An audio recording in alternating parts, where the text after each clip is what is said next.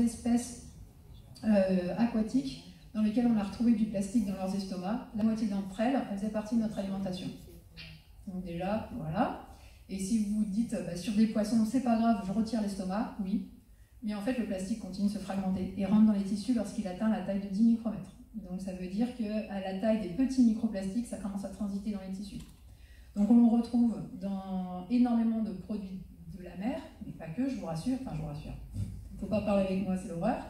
Alors, dans les crevettes, 7 morceaux de microplastique, dont une seule crevette. Dans le plat de moule, entre 90 et 300.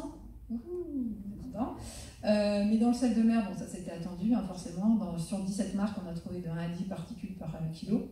Mais en fait, dans la bouteille d'eau aussi. Donc, c'est-à-dire que, et là, c'est ce qu'on appelle un transfert contenant-contenu.